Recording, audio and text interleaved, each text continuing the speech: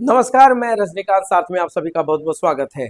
आज की सबसे ट्रेंडिंग टॉपिक्स में ममता बनर्जी ही चल रही है। ममता बनर्जी यानी पश्चिम बंगाल की मुख्यमंत्री, वो ममता दीदी जिनके नाम से राजनीतिक पार्टियों के होश उड़ जाते हैं, वो ममता बनर्जी जिनके राजनीतिक दृष्टिकोण को समझने में तमाम बड़ी बड़ी पार्टियां फेल हो जाती हैं, वो ममता बनर्जी जो सबसे कद्दावर नेता मानी जाती हैं, उनके चिट्ठी से आखिर नरेंद्र मोदी क्यों शॉक्ड है?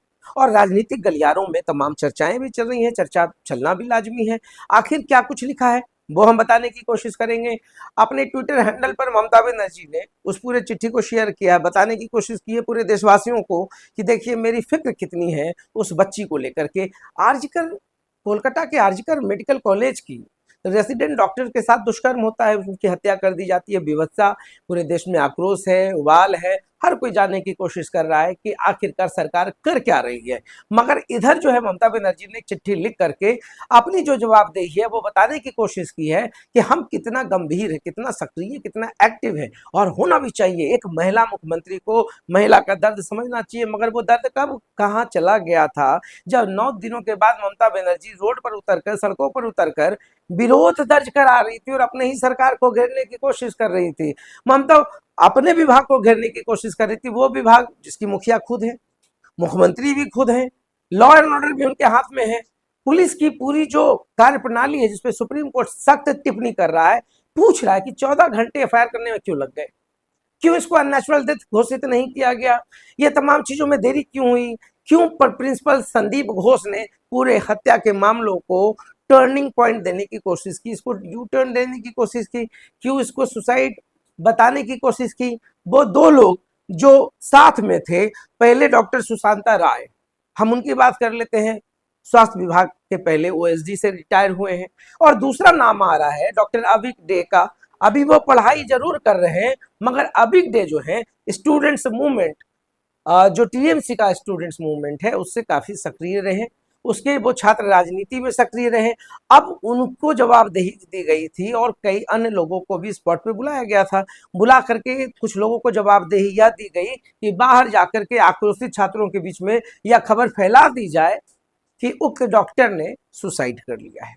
उनके पेरेंट्स को बहुत बाद में बताया गया। जब पुलिस आई तो ये तीनों लोग जो है वहां से चले गए। एक अच्छी खासी मीटिंग हुई थी, उसके बाद पूरे प्रकरण, पूरे एपिसोड पर हर चीज को ढकने की भरपूर कोशिश की गई। कोलकाता पुलिस काफी, कमिश्नर काफी अग्रेसिव थे।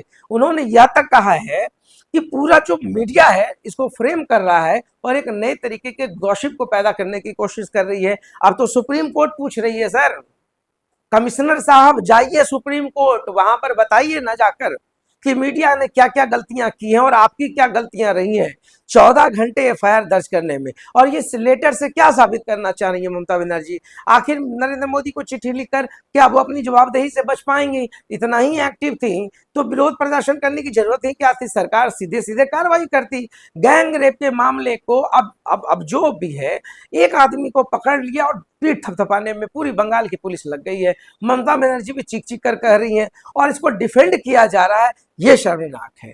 ममता बनर्जी को समझना होगा, ठीक है पूरे देश में घटनाएं घटती है, 90 घटनाएं घट रही रेप की, हम इसका कंडेम करते हैं, मगर क्या कहाँ आपकी इंसानियत और कहाँ आपकी नैतिकता चली गई है? आप डिफेंड भी कर रही, चीजों को मिलाने की कोशिश कर रही हैं। हमने तो कहा है कि महाराष्ट्र के बदलापुर में जो घटनाएं घटी वो निंदनीय, इसका कंडेम होना चाहिए। बिहार के छपरा में जो हुआ उसका कंडेम होना चाहिए। उत्तराखंड में जो हुआ उसका कंडेम होना चाहिए। यूपी में जो हुआ उसका कंडेम होना चाहिए।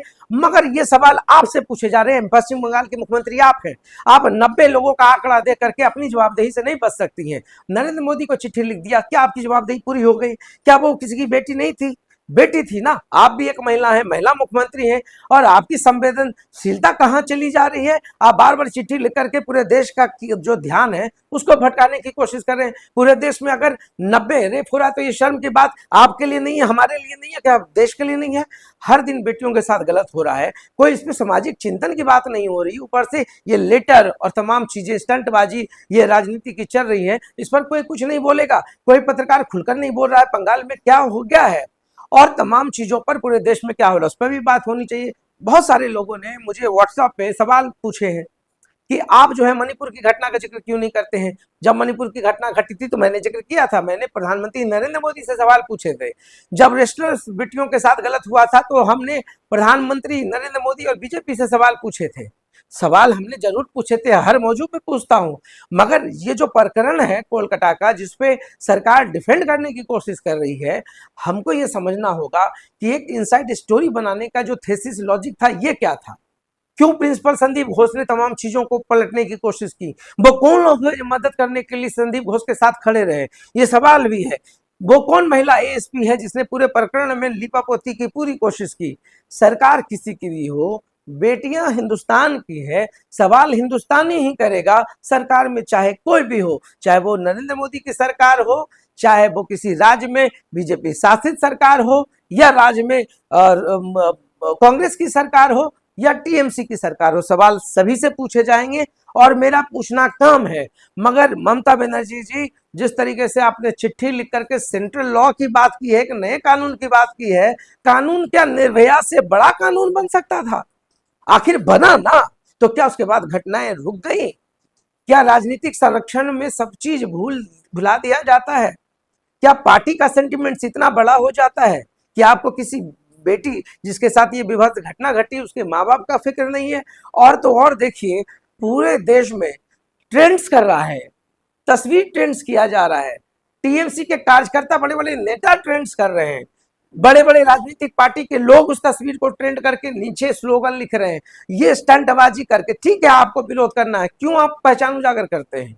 क्यों किसी के माता पिता के लिए आप सिरदर्द बने हुए हैं? आप आक्रोश अगर इतना ही है तो आप आक्रोश के बदले बेटियों की सुरक्षा की बात करें, एक सामाजिक चिंतन की बात करें, और जो लेटर पे राजनीति चल रही है उसको भी देखना काफी दिलचस्प होगा। क्या कुछ नरेंद्र मोदी उस चिट्ठी का रिप्लाई करते हैं? मगर वही बात है कि घर में चोरी हो गई और ढिंढोरा पूरे मोहल्ले में पीटा जा रहा है कि पूरे मोहल्ले में चोरी हो गई। तो देखते रहिए सार्थ, बहुत बहुत धन्यवाद।